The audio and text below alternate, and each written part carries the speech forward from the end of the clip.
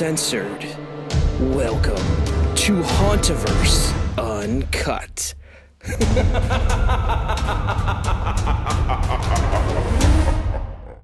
Good evening, Scare Warriors, and welcome to Hauntoverse Uncut.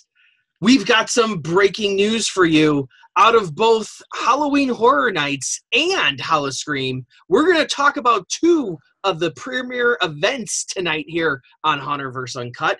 So, Brian, why don't we start with the major bombshell? Another Halloween Horror Nights house was dropped for. It was.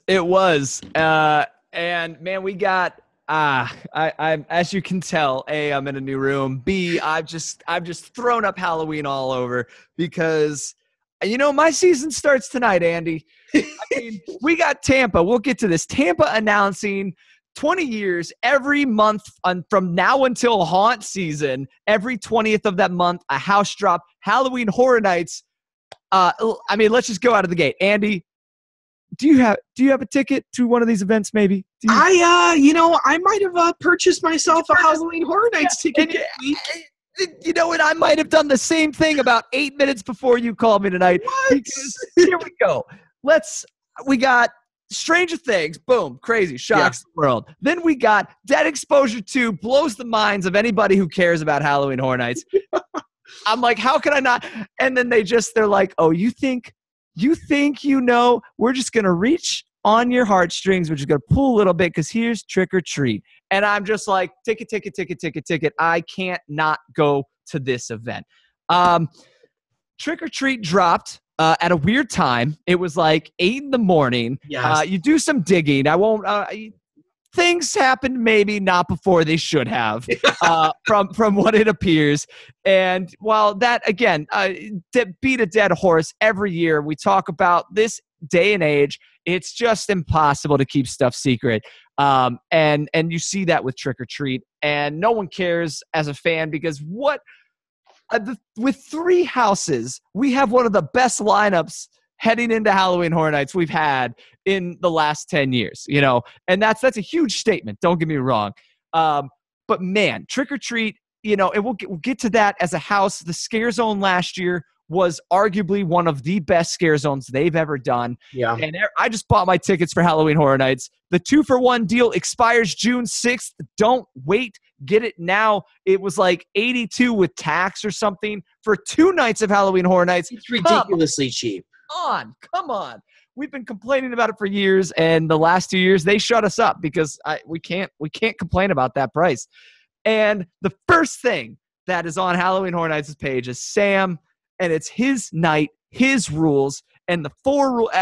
I'm just ecstatic. Trick or Treat's one of my favorite movies to watch every Halloween, and I had music going, I have the lights going because I'm going to Halloween Horror Nights, and I'm going through a Trick or Treat house, which I was so desperate to do 2 years ago. I think it was Scare House up in Pittsburgh did a Krampus and Trick or Treat house. And actually, Krampus was 2 years ago at Halloween Horror Nights, so it would have been 3 years ago. Yeah, because I wanted Trick or Treat at Halloween Horror Nights as bad as anybody else, and I almost drove to Pittsburgh just to see a Trick or Treat house. And I was okay on the execution on how they did it, and I said, you know what?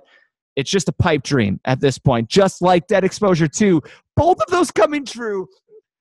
It's May, and 2 of my dream houses are at Halloween Horror Nights. I bought my ticket. Andy, I can't be happy.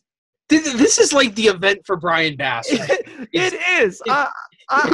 Spoiler alert, I'm going to have a biased opinion when I go to this event. It's the best. The future Brian's review right now. You don't even have to watch the episode in November when we do our review. It was great. 10 out of 10. Loved it.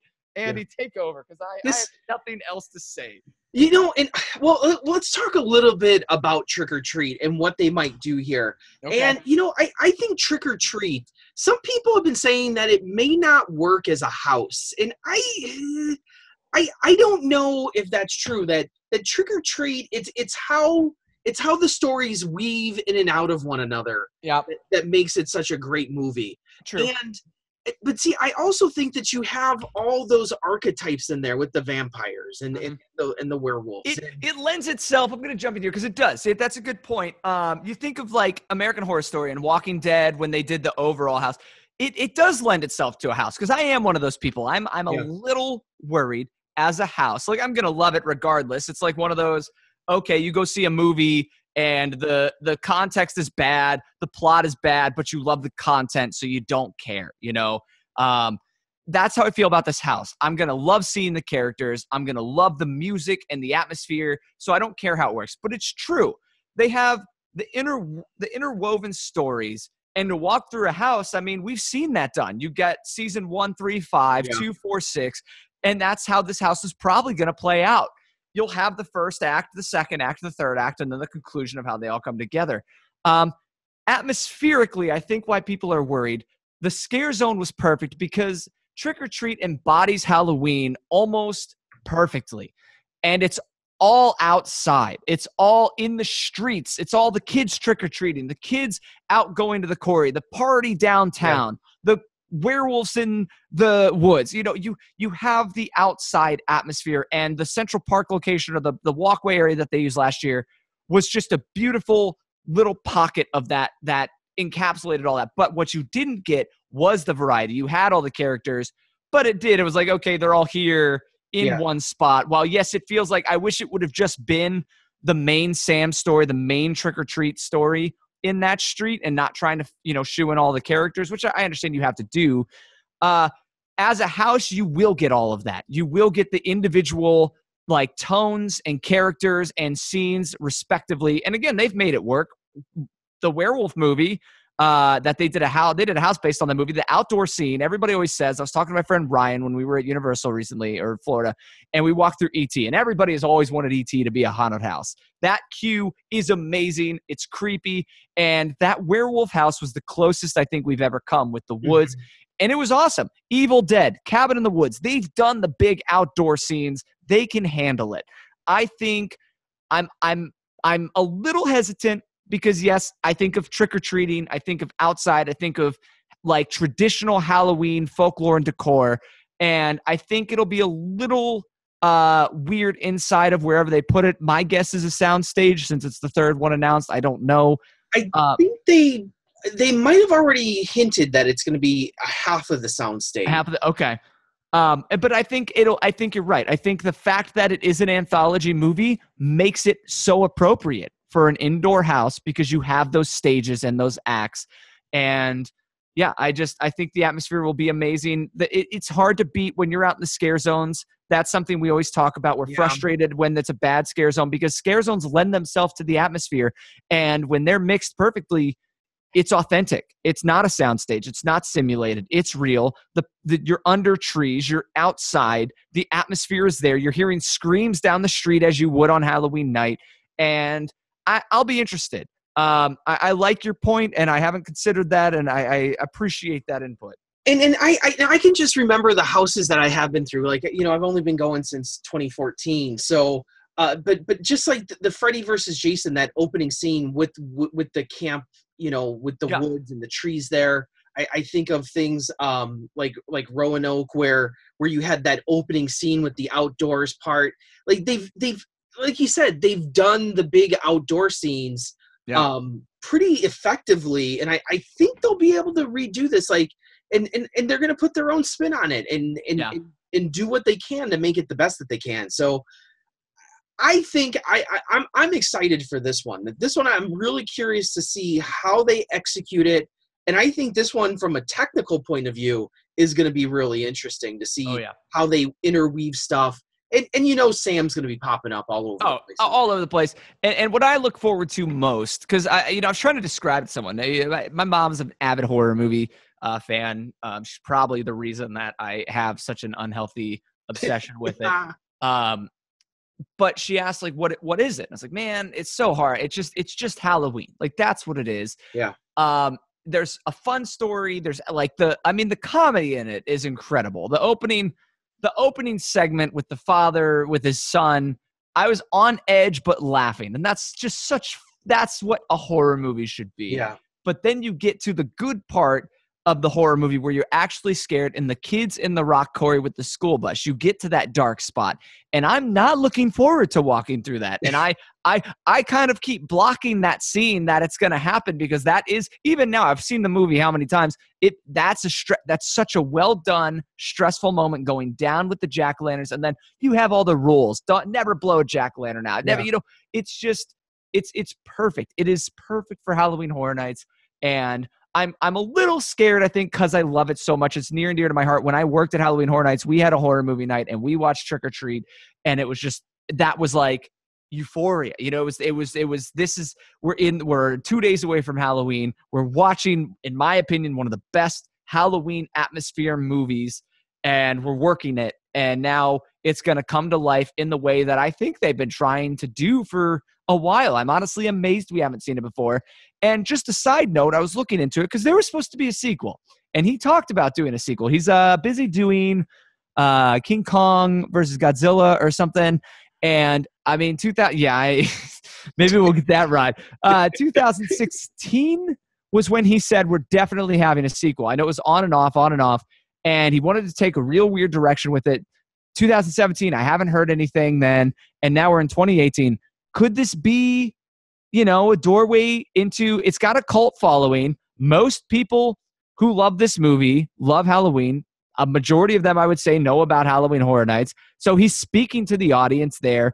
Is it just a way to keep the momentum? Like, hey, Trick or Treat is still there. It's out in the world, and the sequel will eventually come. Because, I mean, I've been waiting for it, and I would love it. And there's no reason not to do a sequel, because it's like you have the main character of Sam, but it's not dependent upon all those other stories.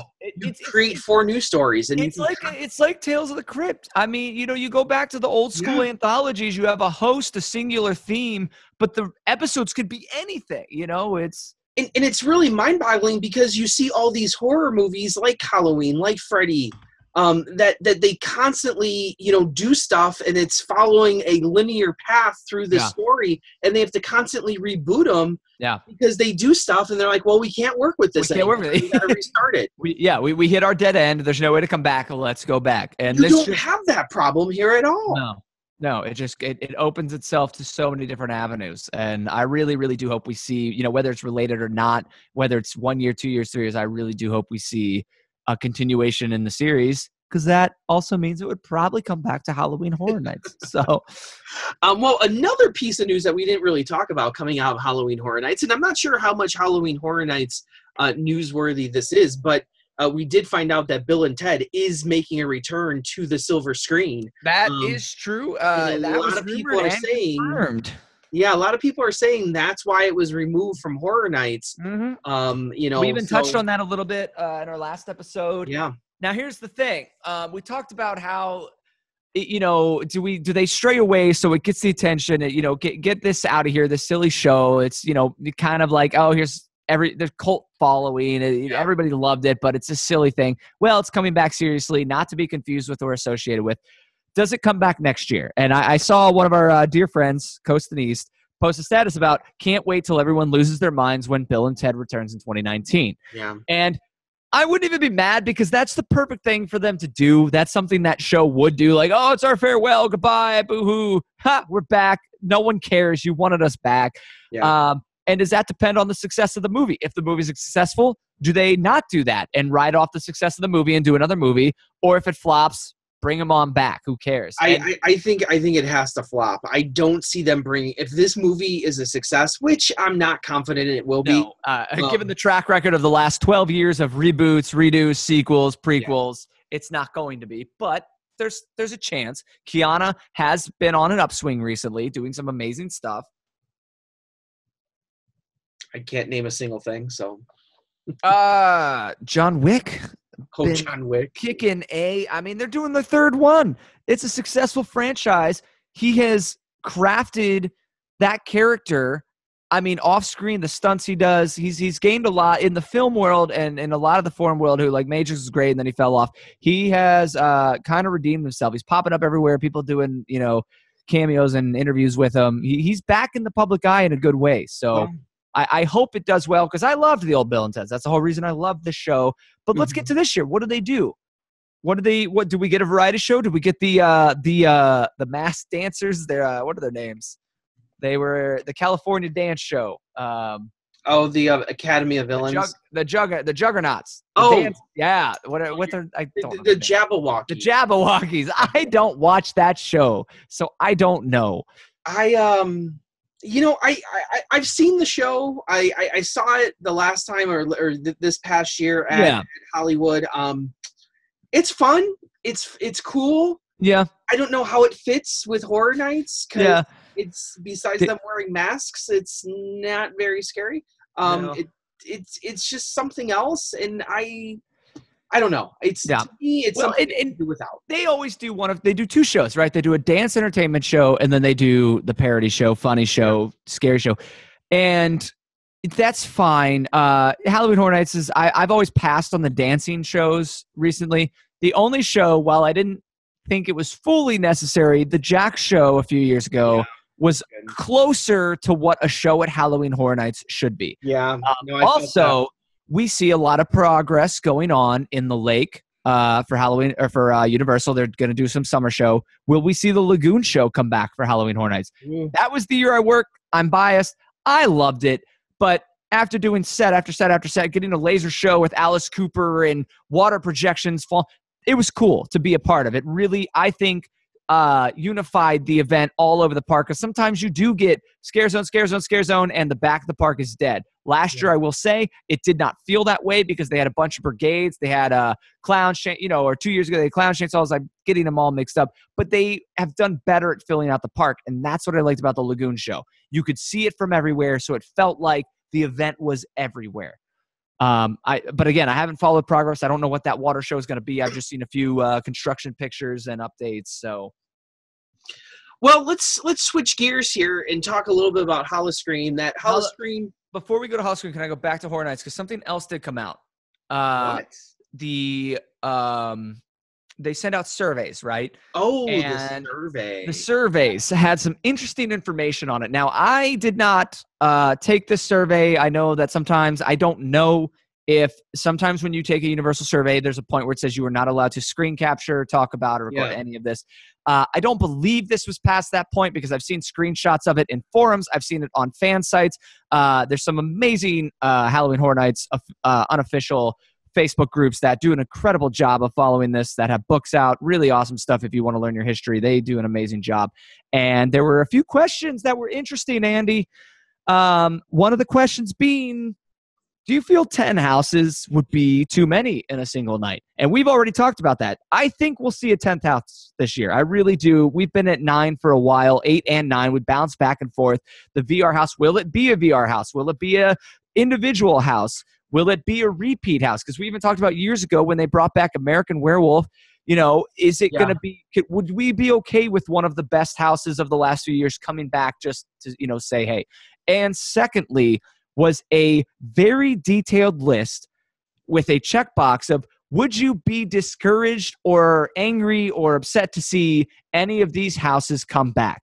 And I only glanced at the list, but you had Walking Dead, American Werewolf, Alien vs. Predator, some of the you had iconic houses, intellectual property houses. I mean, they had a ton of them. Yeah. It's interesting to me that was on a survey. That's a very, very, very targeted audience and a very targeted response that they're looking for. And I thought about it. If we get some of the best houses this year that we've had, and again, I don't know, the 80s theme, Trick or Treat, I'm lost now. I don't know if 80s is going to be the overarching. I don't think that takes place in the 80s. The atmosphere feels much more modern day, and maybe even 90s at best. So will we get favorite houses from the last 10 years? Because that's what was on that list, was the best house from almost every year. And how do I feel about that? Would I hit it? If it's a house I've already done, is it a throwaway? Hey, let it eat some people up. I'll go do the stuff I care about. If I get to it, great. So I thought that was interesting that both those questions were on that survey. I hope everybody's answering no, 10 houses is totally doable, because I would love to see 10 houses. Especially with 2 nights. With 2 nights.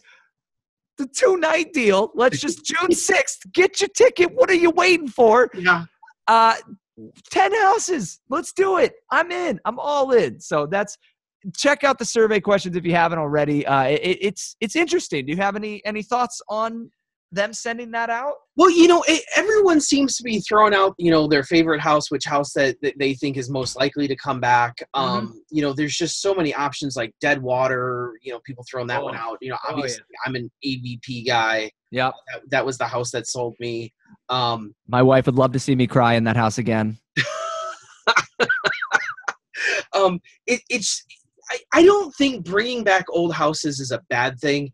I know on the one hand, there is something to say for, well, it makes that house special, but it also becomes a little elitist too, where people are like, oh, Dead Exposure was the greatest house ever. Well, now other people are going to be able to experience that and determine for themselves if what happens there is the greatest house ever. That's the problem with it's the great thing about Horror Nights. It's also the problem with Horror Nights. Yeah. That people can say, this was the best house, and no one can contest it because they're not going to go through it. So, and bringing repeat houses back. I mean, correct me if I'm wrong, but Halloween Horror Nights is, in to my knowledge, the only haunt that does new houses every single year. I mean, that's. I talk to people about, there's the local haunted house. Like, wait, is that, they don't tear that down? I'm like, no, it stays up year round. They do the same house every year. They update it.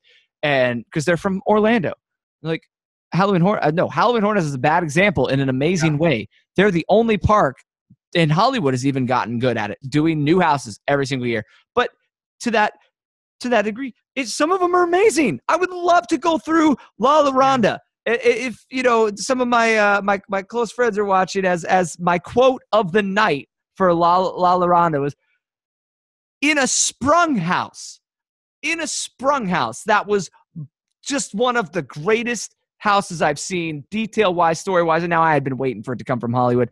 But again, bring it back. I want to go again. Well, I think the point here is, as long as you do maybe one or two houses every year, like if you're going to add a 10th house and that 10th house is a repeat, I don't see how people could get upset with that, because you got 9 new houses still. You have 8 new houses still. If you do 1 or 2 repeats, I just don't see how people are going to throw a shit fit over it. And I think it might draw people that you're going to up.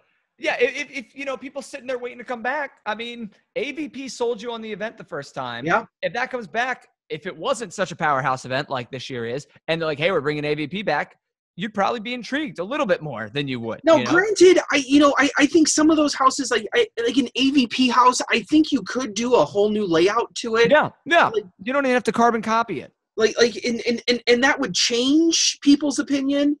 But, doing a similar theme or redoing a theme and calling it number 2, like Dead Exposure here, it's a prequel to Dead Exposure.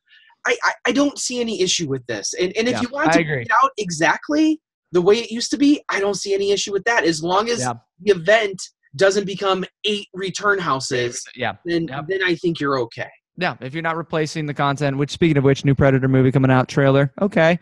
But are we gonna get a Predator house? Yeah, okay, yeah, fine. But we could get a Predator. We could get a Predator house, though. Not with that storyline. I don't even. Is the Predator even in that movie? Or is it just humans shooting each other? Like, what the hell? Oh, my God. Well, with that, we'll close. Halloween Horror Nights is always the great topic of discussion. Again, it's May. We're just a few days away from June, but still, my God. Let's go to Howl-O-Scream. So, very, very happy to see stuff from Howl-O-Scream this early. Other parks aren't putting stuff out, and we got 2 going now. Well, so the press release came out of Williamsburg in particular. Yeah.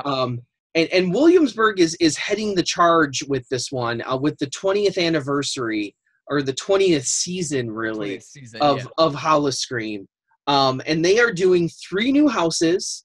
That they are going to announce new houses on the 20th of every month. Which, a little detail, I like stuff like that. That is someone, they don't have to do that, but it's clever. Yeah, it's a marketing device, but it's a really good idea. I think that is something that resonates with fans. And I'm hoping that Tampa follows suit here, that we've kind of seen the 2 Howl-O-Screams, at least in Williamsburg and Tampa, fall in line with one another with what they do normally. Yeah. SeaWorld San Antonio is a little out there by itself. I really enjoyed that event last I year. would love to go. Yeah. It was a fun time, and just watching the Jack Shamu show was outstanding. Like, I mean, you can't compare that to anything. That's Yeah. incredible. Like, what a great experience. Yeah, there's nothing like it. Like, trust me, it's something that you have to do at least once. So anywho, so we're getting a whole bunch of new scaratories or terror territories, which is exciting. So it looks like they're pouring some money into it. I think Howl-O-Scream, the last few years, I missed last year in Tampa because I did the whole SeaWorld thing. Yeah. And they added a few new houses there. The houses there were not talked about very much at all. No, very little discussion. Like, Howl-O-Scream's kind of been meandering and can't really find its pace. That they brought in what's his name to do Unearthed, and that went nowhere. And they had a little renaissance a few years ago when I was like, the garden year was a really good year. The theme was awesome. The song was awesome. They started doing the roaming stuff, which, got picked up by other parks because it was such a good concept. And then we went down, and then, they brought in the Blair Witch people or whoever it was to do that cool stuff, which was, again, intriguing. But, they're just kind of – and I will say it's such a shame because Williamsburg specifically – I mean, I've always wanted Dollywood to do a haunt because it's got a great location, and Williamsburg is the closest thing you can get because, man, when those lights are off, the fog is rolling, what a transportation. I mean, the experience, the atmosphere is just, it's surreal in my mind there. It's on par with Halloween Horror Nights in terms of atmosphere, not in terms of quality, but in terms of you're transported somewhere else. And again, something I really like that they do there, having a scare zone territory right at the front of the park. The first time I went, that caught me off guard. Jack the Ripper in theme with the area. Beautiful. Absolutely. Just, hey, you're here, you're in it. Go wander into the valleys and the woods. And it was tough to see, and I really hope that this year we see a push in quality. As you say, there are 3 houses, new territories, party zones. It seems like they're beefing up. And with a 3-month announcement, run, that's some momentum. And I don't remember really seeing something like that. I'm going to throw something out here. Do you think we're going to see some IPs here? I haven't even considered them getting. Because they've never done it before. No. Even Six Flags has gone down the IP route at some point. That would be interesting. If they're going to do an IP, because they're making a big deal out of this. They are making a big deal about it. And the last time they made a big deal about it was they didn't get an IP, but they got people who produced intellectual property that was wildly successful, in the media world. And now I don't know what IP you could get. That's my question. That's why I'm so dumbfounded and lost for words, because I'm like, what would they get? What would fit? What would, I mean, even something small, like we talked about, a lot of people want to see a Quiet Place haunted house. And I think I agree, wherever this discussion happened, it might have been that the unofficial Halloween Horror Nights page again. I think they prompted this question, and I liked the discussion in that a Quiet Place would be an amazing house if you did it as an alone house, because the general public would ruin that experience. Because if you did a silent house, I've been in one successful silent house, and it was really uncomfortable. I really did not. It's great, but I hated it as was. And A Quiet Place has enough content, but not like it, or not like Stranger Things that requires that universal quality. A Quiet Place could be done, in they've done they've had the cornfield stuff before. So I could see that working. I don't know if that's as big of an IP that they would get, but I'm trying to think of relative intellectual property that's coming out this year, last year, or next year that would be interesting enough for them to grab, that would garner the attention, but also not, break the bank. Well, it's hard to come up with, like, because they don't have anything. No, and I kind of love them for that, because you go there, and that's what I love about Halloween and haunted houses. I grew up seeing Jason, and I say this conversation every year. I don't want to see Yeah. them all the time. I can one experience. That's it. I don't need them every year. And that's Busch Gardens was my favorite haunt in terms of like Halloween Horror Nights is amazing. It's over the top. But how Busch Gardens does the beautiful job of marrying local haunts with park haunts. They can get away with stuff that Halloween Horror Nights, just due to the sheer capacity, cannot get away with. But they also keep it to a safer standard than your haunt down around the corner in Sketchville, you know? And I loved that about them. And so I don't know if we would see a more clean-cut haunt if they did go down the intellectual property, as that, you know, company would probably want to be presented to the best possible way. But I don't know. It'd be that will be interesting. I haven't even considered that over the next the summer. Essentially, is what they're doing: June, July, August. Yeah. So, and would well, you wonder what territory because like what are they going to announce that are going to hook people? Yeah. And that's the big question: is what could you do? And I don't know. I have no idea where they're going to go with it. You know, we probably aren't even close, and I would love that. I would love to. We're probably thinking just incorrectly. And I can't wait. I hope that they do. I hope they throw some curveballs. And, you know, our next show is like, oh my, I've got to go to both now, you know. And again, will Tampa follow? Will we have to, on my Halloween Horror Nights trip, am I going to have to dip to Tampa to see it? Or am I going to have to find a way to Williamsburg and go full in and see the heart of the event? And I'm excited because now that I'm booked at Horror Nights, my plan has always been all along to go to Williamsburg because I've never been to Howl-O-Scream there. Oh, so wow. I'm all in now. Well, I might have to coordinate something because I would love for you to see that event.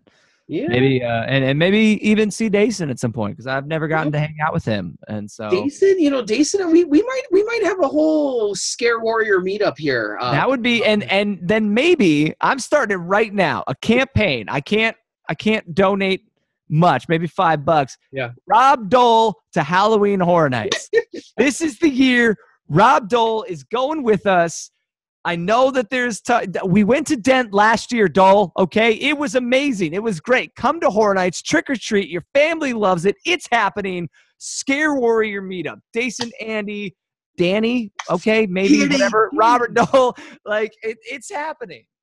Danny Miller's no Scare Warrior. He's no Scare Warrior, but he might be down there, you know, the same time. I might get to go to a park with him for the first time ever. Yeah, I mean, again, he denies that he blew me off totally at Gatekeeper, but he did. He did. I was there. You were there. Oh, he did blow you off. I remember it clearly. Yeah. Devin will back me up on that. No, he won't. He'll be neutral about it. Oh my God. So we're gonna have to organize something here. I think a little Scare Warrior. I'm all for it because again, June 6th, 2-for-1 tickets are done. Buy it now. Andy, is there any restriction on what days you have to line up with your ticket? You do not. You don't have to declare what day you're going yet. So if you buy your ticket, no Saturdays. That's it. No Saturdays. Wednesday, so Thursday, Friday, Sunday. Yeah. So Friday, Sunday, tandem, but you don't have to declare what Friday, Sunday you're going at when you buy the ticket. Now, I don't know if there's restrictions once you get there that if you do Friday, you have to do the next Sunday. I have no idea, but I just know I'm going twice, so it doesn't matter. Doesn't matter. No, doesn't matter to me. And I would hands down rather do that than buy a fast pass like last year and crank it all in one night. It's too much. It's too much. I did everything 2 to 4 times. I was just in my head trying to take it all in. Yeah. And I was exhausted. And I went home the next day and I was like, man, I mean, it's a phenomenal night, but I'd want to take my time, take it all in. I've done this route. This is traditionally the way I've done Horror Nights is I've done a Friday, Sunday split. You get that Saturday to reflect. You go to Howl-O-Scream in between. You reflect a little bit, and then you go back on Sunday. Close it out and just to really take it in again. And I tell you what, it's a great way to do it. I gotta start planning. You know, they're the brilliant, the beautiful, brilliant men and women of that company saying, hey, here's 2. Well, actually, here's 3 bombshells. You have till June 6th, make it happen. And I'm doing what I did last year. I bought the ticket. I don't know how I'm going to get there. I don't know when I'm going to get there. I don't know where I'm going to stay, but I'm going. That's what's happening. So why? I hope that hopefully our paths converge here finally. yeah, I think this for a while. This is the year. This is the year that it all. This is what it's been building towards. If only Rob Dole can get on. If only Rob Dole can get there. Dang it, Rob! You get down to Florida right now. He just watched Split last night. Him and I just nerded out over the movie Split all day today because it was beautiful and amazing. He's all in on the horror. We've done some local haunts together. It's time the Scare Warriors round up and just do the big Florida trip or Williamsburg, wherever it is. We've got to do it. And any Scare Warriors out there, that's what we're going to name a date and place, and we're doing it. I'll wear our Hauntoverse shirts. Yes. Like you have it on today. I don't have mine on. I got my Hex shirt on today. Oh, no. Whatever. So anyway, I guess we'll wrap it up here for this episode of Hauntoverse Uncut. I'm, of course, Andrew Barczyk from Chicago, Illinois. And I am messing up my computer. I am Brian Bass from Nashville, Tennessee. And as always, scare on, Scare Warriors. Ooh. This is an emergency broadcast. This is not a test. Local law enforcement. Telling you, if you have an extra like $300, just get some Hue lights. They're the best.